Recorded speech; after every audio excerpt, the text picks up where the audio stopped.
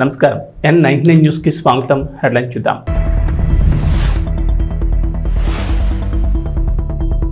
లోక్సభ ఎన్నికలు, పార్లమెంట్ నిర్వహణపై తొలిసారి స్పందించిన ఆర్ఎస్ఎస్ చీఫ్. ఎన్నికలు ముగిసిపోయాయని, ఇక దేశ నిర్మాణంపై దృష్టి సారించాలని పిలుపు.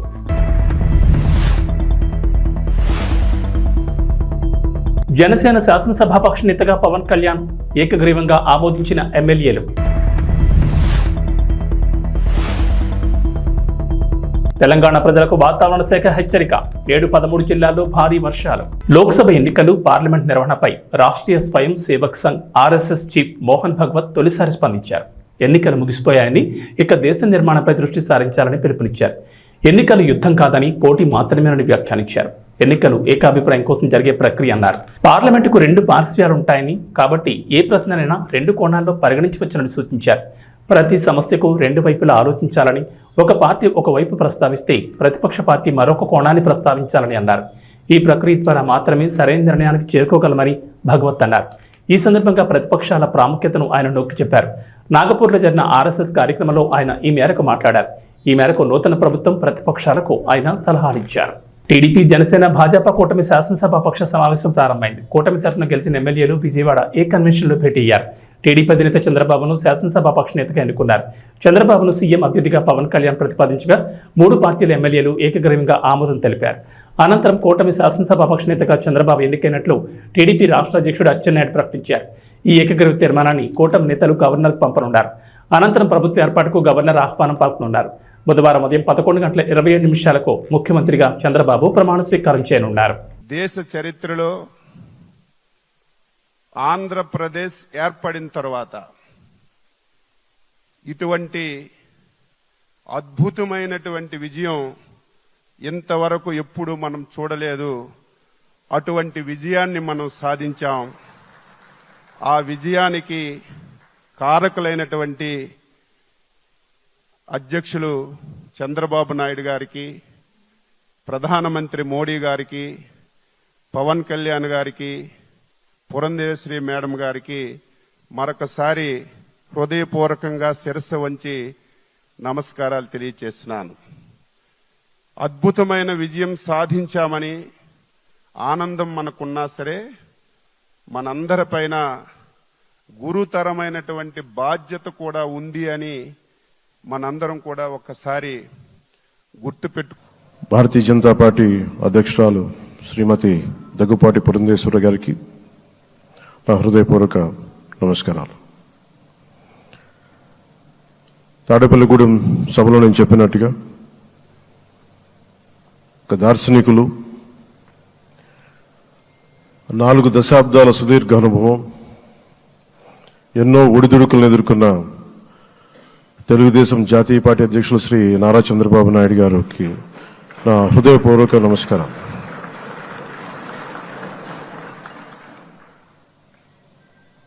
గత దశాబ్ద కాలంలో రాష్ట్ర విభజన జరిగినప్పటి నుంచి ఆంధ్ర రాష్ట్ర ప్రజలు నలిగిపోయారు, నలిగిపోతున్నారు. గత 5 సంవత్సరాలుగా మరి రాష్ట్రంలోని విపత్కర పరిస్థితులు తెలుసు. మనందరం సమిష్టిగా పోరాటం చేసి కలిసికట్టుగా ఉండి అద్భుతమైన మెజారిటీలతోటి 164 శాసనసభ స్థానాలని ఎన్డీఏ ముఖ్యమైన కారణాల వల్ల ఓడిపోయాను తప్ప ఇంకోటి కాదు. అంటే ఇక్కడ ఒక లెసన్ మనందరికి అర్థమైంది ఏంటంటే, అభ్యర్థులు గట్టిగా నిలబడుకున్న ప్రతి ఒక్క చోట ప్రజలు మనల్ని ఆశీర్వదించారు, గెలిపించారు. ఇదే ఈ యొక్క ఎన్నికల్లో మనందరం గుర్తుపెట్టుకోవాల్సిన ఒక ప్రత్యేకమైన విషయం. నేను చాలాసార్లు ఎన్నికలైన తర్వాత సమీక్షలు చేసుకున్నాం, కానీ ఇలాంటి విజయం, ఎలాంటి సాటిస్ఫాక్షన్ ఎప్పుడూ లేదు.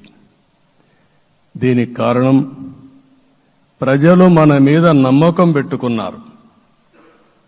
పార్లమెంట్ ఎన్నికల్లో కాదు, అసెంబ్లీ ఎన్నికల్లో చూస్తే 95,000 ఓట్ల మెజారిటీతో గెలిపించారు.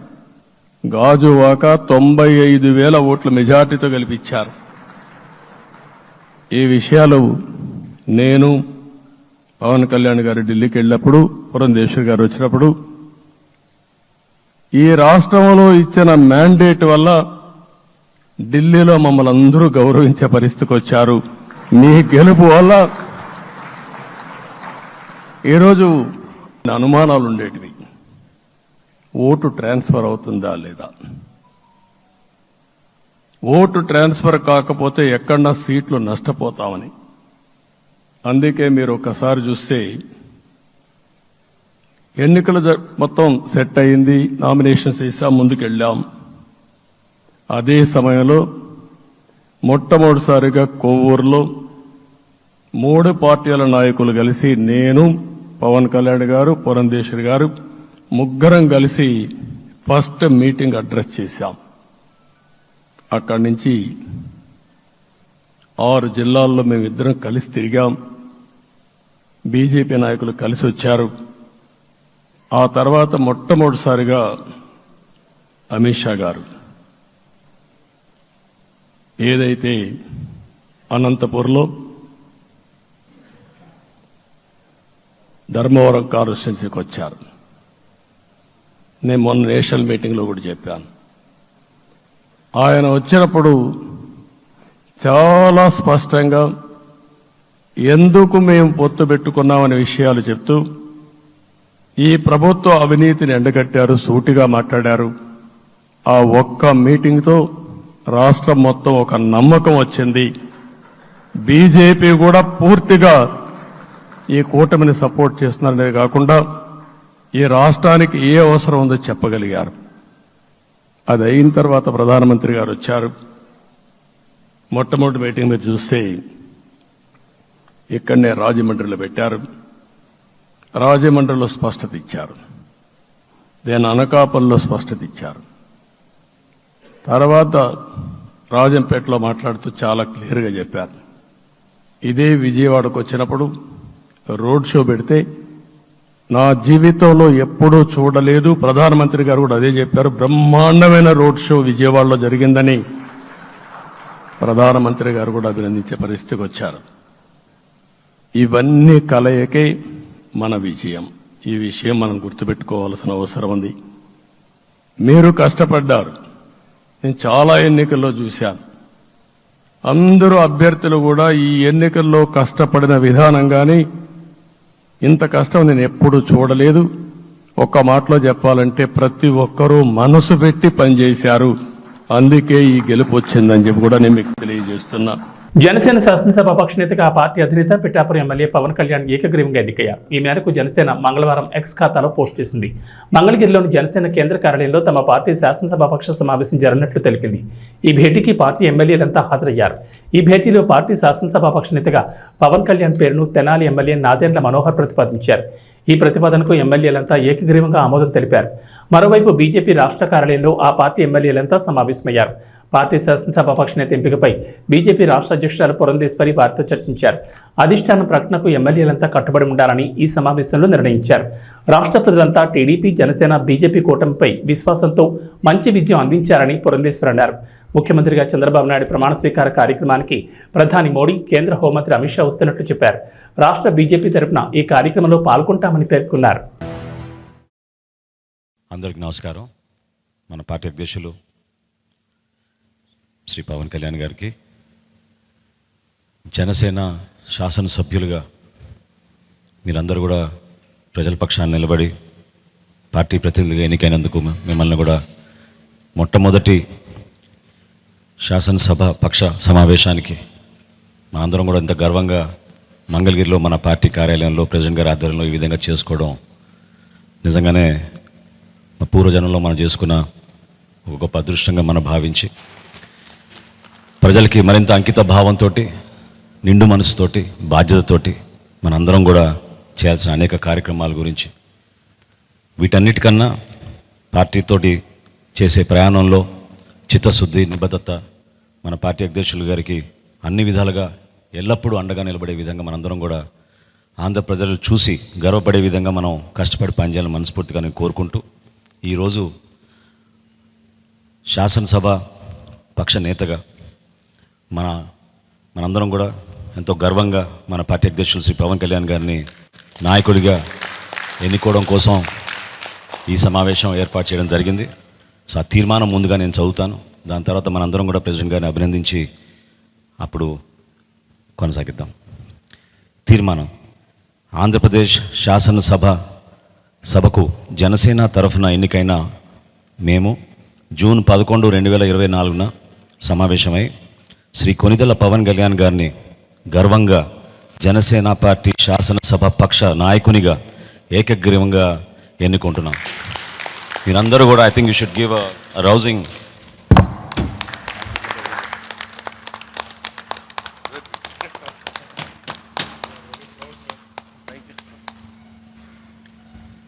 ఈ కాన్స్టిట్యూషనల్ ఫార్మాలిటీ పూర్తయింది కాబట్టి ఇప్పుడు మన పార్టీ అధ్యక్షులు, అదేవిధంగా మన శాసనసభ పక్ష నేత, మన పార్టీ అధ్యక్షులు శ్రీ పవన్ కళ్యాణ్ గారిని మాట్లాడమని రిక్వెస్ట్ చేస్తాం. ఇప్పుడు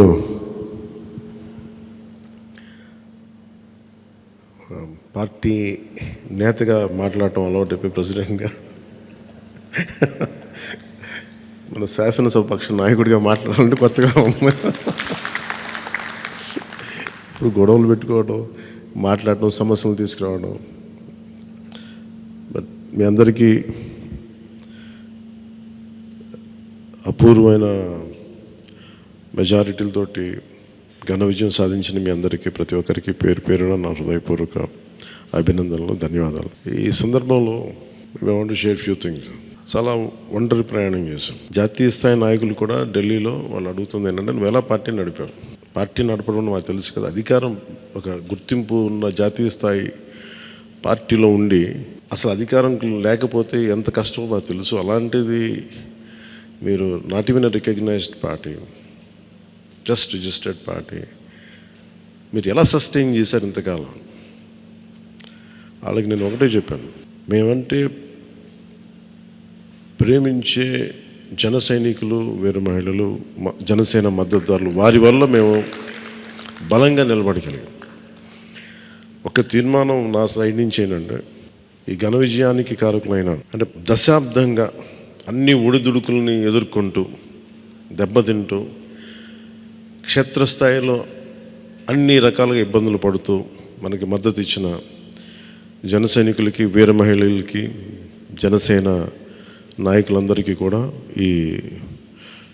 వారికి నా మనస్ఫూర్తిగా నా అభినందనలు తెలియజేస్తూ ఉన్నాను. మీరు లేకపోతే ఈ రోజున ఈ విజయం ఉండేది కాదు.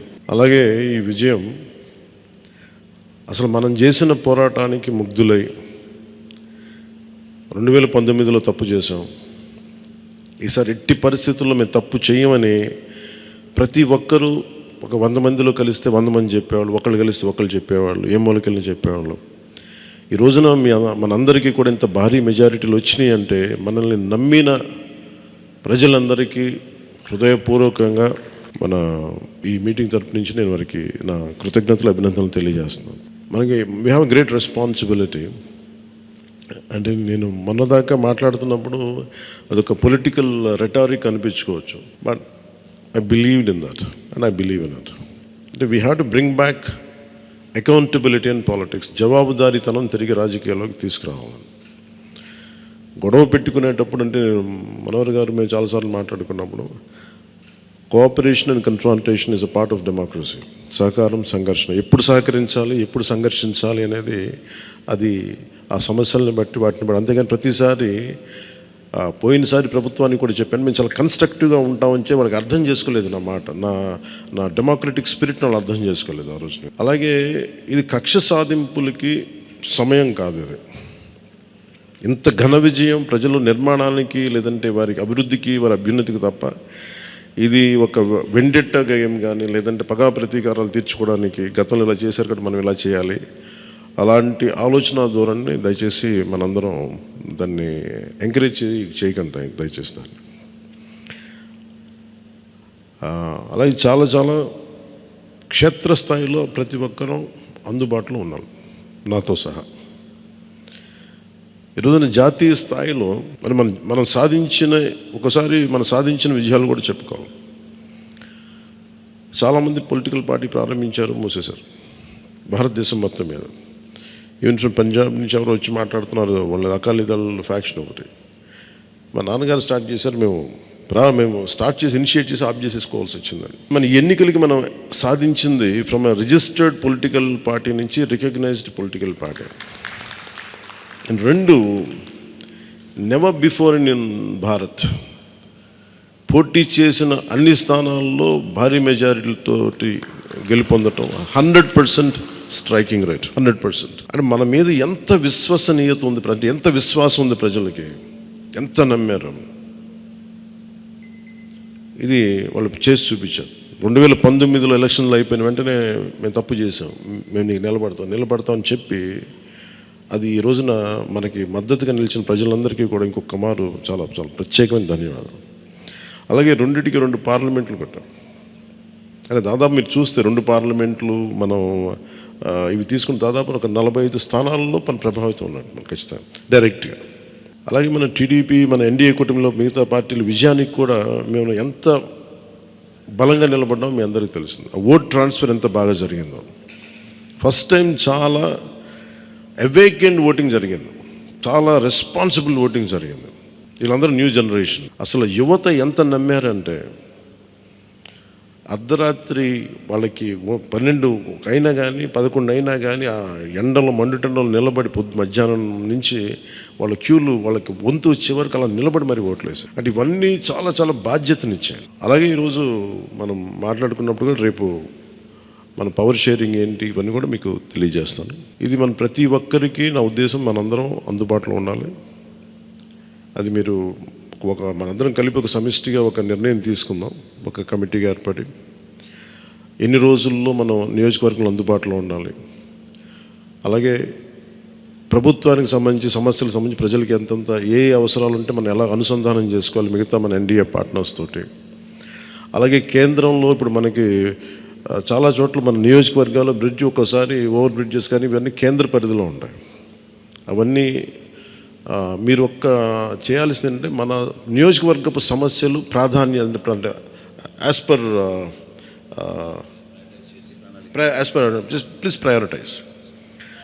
ప్రయారిటైజ్ చేసి మనం కొన్ని కేంద్రం ద్వారా జరిపించాల్సినవి ఉంటే అది చేద్దాం. అలాగే ఇది మనం దేనికోసమైతే నిలబడ్డామో మాట ఇచ్చామో వాటికి నిలబడతాం. అలాగే పాలకొండకి మనం వెళ్ళినప్పుడు అక్కడ ఏనుగులు వచ్చి పంట పొలాలు ధ్వంసం చేస్తాయి. ప్రతి చిన్న చిన్న సమస్య, అలాగే irrigation projects, minor irrigation projects వీటికి చాలా తక్కువ నిధులతోటి 20-25 కోట్లతో అయిపోయే పనులు చాలా ఉన్నాయి. అండ్ మేజర్గా మన ఎలక్షన్స్లో మనం చెప్పింది విద్య, వైద్యం, ఉపాధి, సాగునీరు, తాగునీరు అండ్ లా అండ్ ఆర్డర్. ప్రజల మాన ప్రాణ ఆస్తుల సంరక్షణకి మనం చాలా చాలా జవాబుదారీతనంగా ఉండాలి. అలాగే మనకిచ్చింది ఇది, ఎందుకంటే నెక్స్ట్ జనరేషన్ వచ్చింది, అది మనం అందరం అర్థం చేసుకోవాలి. పాత తరం రాజకీయాల్లాగా కూర్చోబెట్టి మన పవర్ని ఎక్సర్సైజ్ చేస్తామంటే కుదరదు. ఎందుకంటే ప్రజలు ఎంత మద్దతుగా నిలబడ్డారో వాళ్ళు అంతే బలంతో మనం నిలదీయగలరు. అది మనం దయచేసి మర్చిపోతుంది, నాతో సహా నేను మర్చిపోదాన్ని. అందుకని లెటర్స్ బి వాళ్ళు ఒకసారి కోపంతో ఒక మాట మాట్లాడినా అసహనంతో అది మనం భరించాలి తప్ప. అలాగే విమర్శించేటప్పుడు కూడా దయచేసి అది పర్సనల్ అటాక్స్ ఎవరికి వెళ్ళకండి. వాళ్ళని మీరు చూశారు కదా, పోయినసారి ఆయన గత ప్రభుత్వాన్ని హ్యాండిల్ చేసిన ముఖ్యమంత్రి గారు ఎన్ని మాట్లాడి నేను ఎందుకు స్పందించలేదు వ్యక్తిగతంగా అంటే అది ఆ ప్రెసిడెంట్ ఆపేద్దామని మనం ఎక్కడ చేయాలి. అలాగే పార్టీ ఒకటి మనందరం చేయాల్సింది ఒకటి టైమ్స్, ఒకటి పంక్చువాలిటీ, సరైన సమయానికి రావడం. మీరు కావాలంటే గంట ముందు రండి. నైట్ 1:30, 2:30 అని పడుకునేటప్పటికి. ఎందుకంటే ఇది మనం 5 సంవత్సరాల కాలాన్ని ఎంత సద్వినియోగం చేసుకోగలం దాని మీద ఆధారపడి ఉంటుంది భవిష్యత్తు. దయచేసి మనందరం నియమావళిని పాటిద్దాం. కొంత మనలో కూడా మనం వన్స్ ఇన్ ఎ వైల్ మనందరం కూర్చొని మేబీ ఓవర్ లంచ్, ఒక ఈవినింగ్ ఒక చాయ్ పే చర్చ అలాగా ఏమేం చేయాలి. అలాగే మనం కూడా కొంత కలుపుగోలుతనం చూపించాలి మిగతా పార్టీలు, మన ఎన్డీఏ కానీ బీజేపీ, మన ఎన్డీఏ పార్ట్నర్స్ అందరికీ కూడా. అంటే మీరు మనం ప్రత్యేకించి మనం ఎక్స్క్లూజివ్గా ఉండకుండా అందరితో మమేకం అవ్వాలి. అట్ ద సేమ్ టైం మనం నాట్ లూజింగ్ అవర్ ఐడెంటిటీ. అందుకని ఇవన్నీ దృష్టిలో పెట్టుకొని ఇప్పుడు మనం ఢిల్లీలో మనం చేసినట్టుగా మన ప్రధానమంత్రి గారి పేరుని నన్ను కూడా ప్రతిపాదించినట్టుగా ఈ రోజున రాష్ట్ర ఎన్డీఏ నాయకులు మనం ఎన్నుకోవాలి. మీ అందరికీ ఇంకొక మారు ధన్యవాదాలు తెలుపుకుంటాం. Thank you. జై హింద్. అసాధ్యాన్ని సాధ్యం చేసినందుకు మనస్ఫూర్తిగా మనందరి తరఫున మరొకసారి మన పార్టీ అధ్యక్షులు పవన్ కళ్యాణ్ గారికి ధన్యవాదాలు తెలుపుకుంటూ, ఈ సమావేశానికి హాజరైనట్టు మనం ఇదొక ఫార్మాలిటీ పూర్తి చేయాలి. ముందుగా నిమ్మక్క జయకృష్ణ గారు పాలకొండ, థ్యాంక్ యూ. అదేవిధంగా లోకం మాధవి గారు నెల్లిమర్ల, వంశీకృష్ణ శ్రీనివాస్ గారు విశాఖపట్నం నుంచి, కొంతాల రామకృష్ణ గారు అనకాపల్లి నుంచి, పంచకల రమేష్ బాబు గారు పెందుర్తి నుంచి, సుందరపు విజయ్ కుమార్ గారు, నానాజీ గారు, వెంకటేశ్వరరావు గారు, దేవ వరప్రసాద్ గారు, శ్రీ గిడ్డి సత్యనారాయణ గారు, శ్రీ బత్తుల బలరామకృష్ణ గారు, శ్రీ కందుల దుర్గేష్ గారు, శ్రీ నాయకర్ గారు, శ్రీ రామాంజనేయులు గారు, శ్రీ బోల్సెట్ శ్రీను గారు, శ్రీ పచ్చమట్ల ధర్మరాజు గారు, శ్రీ బాలరాజు గారు, పెద్దలు బుద్ధప్రసాద్ గారు, శ్రీ ఆర్వ శ్రీధర్ గారు, ఆర్వ శ్రీనివాసులు గారు. సో మీరందరూ కూడా హాజరై సంతకాలు చేసి మన పార్టీ అధ్యక్షులు గారిని బలపరిచినందుకు మనస్ఫూర్తిగా మీకు ధన్యవాదాలు తెలుపుకుంటూ, ప్రెసిడెంట్ గారు అన్నట్టు మనం ఆ సమావేశానికి వెళ్ళాలి కాబట్టి ఈ సమావేశం ఇంతటితో ముగించుకుందాం. ముందు ప్రెసిడెంట్ గారికి సన్మానం చేద్దాం మనందరం కలిసి.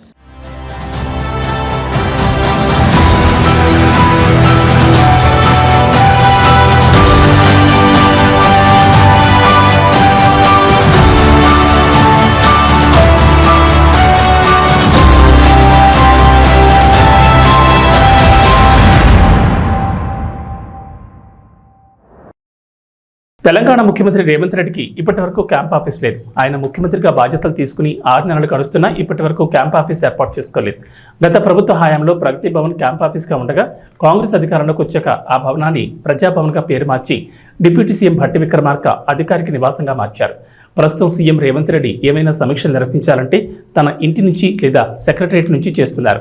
అయితే క్యాంప్ ఆఫీస్ కోసం పలు బిల్డింగ్లు పరిశీలించినా ఏదీ కార్యరూపం దాల్చలేదు. పైగా ప్యాలెస్, మరి చెన్నారెడ్డి మానవ వనరుల కేంద్రం తదితర బిల్డింగులు చూసినా ఆఫీస్ ఏర్పాటు చేయలేదు. ఈ నేపథ్యంలో పోలీస్ కమాండ్ కంట్రోల్ సెంటర్ను క్యాంప్ ఆఫీస్లో వాడుకునేందుకు సీఎం రేవంత్ రెడ్డి డిసైడ్ అయ్యారు. రెగ్యులర్ రివ్యూలకు ఈ బిల్డింగ్ని వినియోగించుకోనున్నారు. ప్రస్తుతం క్యాంప్ ఆఫీస్ లేకపోవడంతో ఇప్పటికే అన్ని సౌకర్యాలతో ఉన్న కమాండ్ కంట్రోల్ సెంటర్లోని సీఎం ఛాంబర్ను సమీక్షా సమావేశాల కోసం ఉపయోగించుకుంటున్నారు. తెలంగాణలో రేపటి నుంచి స్కూళ్లు ప్రారంభం కానున్నాయి. అందుకు విద్యాశాఖ అధికారులు ఇప్పటికే అన్ని ఏర్పాట్లు పూర్తి చేశారు. ఇక పిల్లల చదువులంటే తల్లిదండ్రులకు తడిసి మోపడవుతోంది. కార్పొరేట్ స్కూళ్లలో లక్షల్లో ఫీజులు వసూలు చేస్తున్నారు. ప్రభుత్వ పాఠశాలలో నాణ్యమైన విద్య లభించదని అపోహ ప్రజల్లో ఉంది. ఈ నేపథ్యంలో Telangana CM Revanth interesting tweet చేశారు. లక్ష్య సాధనకు లక్షల రూపాయల ఫీజులు కట్టి కార్పొరేట్ స్కూళ్లకే వెళ్ళక్కర్లేదని చెప్పారు. సర్కార్ బడిలో చదివి కూడా సత్తా చాటొచ్చన్నారు. అలా నిరూపించిన విద్యార్థులకు అభినందనలంటూ ట్వీట్ చేశారు. మట్టిలో మాణిక్యాలు మన విద్యా కుసుమాలు. లక్ష్య సాధనకు లక్షల రూపాయల ఫీజులు కట్టి కార్పొరేట్ స్కూళ్లకే వెళ్ళలక్కర్లేదు. సర్కార్ బడిలో చదివి కూడా సత్తా చాటగలమని నిరూపించిన విద్యార్థులకు నా అభినందనలు. వారి భవిత ఉజ్వలంగా ఉండాలని, ఉన్నత శిఖరాలను అందుకోవాలని ఆకాంక్షిస్తున్నానంటూ రేవంత్ ట్వీట్ చేశారు. రాష్ట్రంలో అభివృద్ధిని సమిష్టిగా ముందుకు తీసుకెళ్లాల్సిన అవసరం ఉందని జనసేన అధినేత పవన్ కళ్యాణ్ అన్నారు. అసెంబ్లీ ఎన్నికల్లో టీడీపీ, జనసేన, బీజేపీ కూటమి 175 సీట్లకు గాను అద్భుత మెజార్టీతో 164 సీట్లలో విజయం సాధించిందని, అలాగే లోక్సభ ఎన్నికల్లోనూ 25 సీట్లకు గాను 21 ఎంపీ స్థానాలను కూటమి గెలుచుకుందని చెప్పారు. మంగళవారం విజయవాడలోని ఏ కన్వెన్షన్ సెంటర్లో కూటమి శాసనసభాపక్ష సమావేశం జరిగింది. ఈ సమావేశానికి టీడీపీ అధినేత చంద్రబాబు, బీజేపీ రాష్ట్ర అధ్యక్షురాలు పురంధేశ్వరి, జనసేన అధినేత పవన్ కళ్యాణ్ పాల్గొన్నారు. ఈ సందర్భంగా పవన్ మాట్లాడుతూ కూటమి విజయం యావత్ దేశానికి స్ఫూర్తిగా నిలిచిందని వ్యాఖ్యానించారు. కూటమి అంటే ఎలా ఉండాలో, ఎలా పనిచేయాలో కలిసికట్టుగా చూపించామని చెప్పారు. రాష్ట్రంలోని 5 కోట్ల మంది ప్రజలు కూటమి మంచి పాలన అందిస్తుందని నమ్మకం పెట్టుకున్నారని జనసేనాని గుర్తు చేశారు. అందువల్ల కక్ష సాధింపులు, వ్యక్తిగత దోషణలకు ఇది సమయం కాదని సూచించారు. తూర్పు ఆఫ్రికాలోని మాలావిలో ఓ విమానం అదృశ్యమైంది. మాలావి డిఫెన్స్ ఫోర్స్కు చెందిన ఈ విమానంలో వైస్ ప్రెసిడెంట్ సౌలోస్ క్లాస్ చిలీమాతో పాటు మరో 9 మంది ఉన్నారు. స్థానిక కాలమానం ప్రకారం సోమవారం ఉదయం 9:17 విమానం షెడ్యూల్ ప్రకారం గమ్యస్థానానికి చేరుకోలేదు. ఉదయం 10:02 ముజు అంతర్జాతీయ విమానాశ్రయంలో ల్యాండింగ్ కాకపోవడంతో విమానం అదృశ్యమైనట్లు అధ్యక్ష కార్యాలయం పేర్కొంది. రాజధాని నగరం లిలాంగ్వే నుంచి అది బయలుదేరిందని తెలిపింది. రాడార్తో విమానానికి సంబంధాలు తెగిపోయాయని, కాంటాక్ట్ కోసం ఏవియేషన్ అధికారులు చేసిన ప్రయత్నాలని విఫలమయ్యాయని మాలావి అధ్యక్ష కేబినెట్ కార్యాలయం ఒక ప్రకటనలో వివరించాయి. కాగా విమానం కోసం మాలావి అన్వేషణ కొనసాగుతోంది. సెర్చ్ రెస్క్యూ ఆపరేషన్ కు అక్కడి ప్రభుత్వం ఆదేశించింది. కాగా అదృశ్యమైన విమానంలో చిలిమా భార్య మేరీ, యునైటెడ్ ట్రాన్స్ఫర్మేషన్ మూవ్మెంట్ పార్టీకి చెందిన పలువురు అధికారులు ఉన్నారు. పాన్ ఇండియా మూవీ కల్కి 2898 AD జూన్ 27న ప్రపంచవ్యాప్తంగా రిలీజ్ కాబోతోంది. ప్రభాస్ ప్రధాన పాత్రలో నటిస్తున్న ఈ చిత్ర ట్రైలర్ నిన్న రిలీజ్ అయిన సంగతి తెలిసిందే. ప్రస్తుతం ఎక్కడ చూసినా ఈ ట్రైలర్ గురించి చర్చ నడుస్తోంది. ముఖ్యంగా ఇందులో విజువల్స్ హాలీవుడ్ రేంజ్లో ఉండడంతో ఫ్యాన్స్ మామూలు హడావుడి చేయడం లేదు. సోషల్ మీడియాలో కల్కి #ట్రెండింగ్లో ఉంది. అయితే అభిమానుల జోష్ను ఇంకాస్త పెంచే న్యూస్ ఒకటి తెలిసింది. కల్కి సినిమా నుంచి మరో ట్రైలర్ను కూడా మూవీ టీం రిలీజ్ చేయబోతున్నట్లు సమాచారం. మూవీ టీం 2 నిమిషాల 30 సెకండ్ల నిడివి గల మరో ట్రైలర్ను కూడా సిద్ధం చేసినట్లు తెలుస్తోంది. మూవీ ప్రీమియర్కి వారం ముందు ఈ ట్రైలర్ను రిలీజ్ చేయబోతున్నారు. దీనిపై ఇంకా అధికారిక ప్రకటన రాలేదు. అయితే ఈ కొత్త ట్రైలర్లో మొదటి ట్రైలర్లోని కొన్ని ఉత్కంఠభరిత సన్నివేశాలతో పాటు ఇప్పటి వరకు రివీల్ చేయని కొన్ని కొత్త క్యారెక్టర్లు, సీన్లు ఉండబోతున్నట్లు తెలుస్తోంది. వెస్టిండీస్ అమెరికా వేదికగా జరుగుతున్న T20 వరల్డ్ కప్ 2024లో సంచలనాల పరంపర కొనసాగుతోంది. ఆదివారం పాకిస్తాన్తో జరిగిన మ్యాచ్లో టీమిండియా 119 పరుగుల స్కోర్ను డిఫెండ్ చేసుకోగా 24 గంటల్లోని ఆ రికార్డును దక్షిణాఫ్రికా తిరగరాసింది. న్యూయార్క్ వేదికగా సోమవారం జరిగిన మ్యాచ్లో బంగ్లాదేశ్పై 113 పరుగుల స్వల్ప స్కోర్ను ఆ జట్టు కాపాడుకుంది. 114 పరుగుల లక్ష్యంతో బ్యాటింగ్ చేసిన బంగ్లాదేశ్ నిర్ణీత 20 ఓవర్లలో 7 వికెట్ల నష్టానికి 109 పరుగులు మాత్రమే చేయగలిగింది. చివరి బంతి వరకు ఉత్కంఠను రేకెత్తించిన ఈ మ్యాచ్లో దక్షిణాఫ్రికా 4 పరుగుల తేడాతో చారిత్రాత్మక విజయాన్ని నమోదు చేసుకుంది. ఇక వాతావరణ విషయానికి వస్తే నైరుతి రుతుపవనాలు తెలంగాణ అంతటా విస్తరిస్తున్నాయి. ఈ నెల 5న రుతుపవనాలు ఉమ్మడి మహబూబ్ నగర్ నుంచి తెలంగాణలోకి ప్రవేశించగా ప్రస్తుతం రాష్ట్రమంతటా విస్తరించాయి. వీటి ప్రభావంతో తెలంగాణ వ్యాప్తంగా 2 రోజుల పాటు వర్షాలు కురుస్తాయని వాతావరణ శాఖ అధికారులు తెలిపారు. నేడు రేపు మోస్తరు నుంచి భారీ వర్షాలు కురిసే అవకాశం ఉందని చెప్పారు. నేడు రంగారెడ్డి, వికారాబాద్, సంగారెడ్డి, కామారెడ్డి, కొమరంభీం, ఆసిఫాబాద్, మంచిర్యాల, పెద్దపల్లి, జయశంకర్ భూపాలపల్లి, మహబూబ్ నగర్, నాగర్ కర్నూలు, వనపర్తి, నారాయణపేట, జోగులాంబ గద్వాల్ జిల్లాలో భారీ వర్షాలు కురుస్తాయన్నారు. ఈ మేరకు ఆయా జిల్లాలకు ఎల్లో అలర్ట్ జారీ చేశారు. ఇక బుధవారం కరీంనగర్, పెద్దపల్లి, జయశంకర్ భూపాలపల్లి, ములుగు, మహబూబాబాద్, వరంగల్, హనుమకొండ, జనగామ, నల్గొండ, సూర్యాపేట, సిద్దిపేట, హైదరాబాద్, మేడ్చల్, మల్కాజ్గిరి, వికారాబాద్, యాదాద్రి, భువనగిరి, రంగారెడ్డి, సంగారెడ్డి, మెదక్ జిల్లాలో ఓ మోస్తరుగా వర్షాలు కురిసే అవకాశం ఉన్నట్లు వాతావరణ శాఖ అధికారులు తెలిపారు. ఏబీ బులెటిన్ విశేషాలు. నమస్కారం.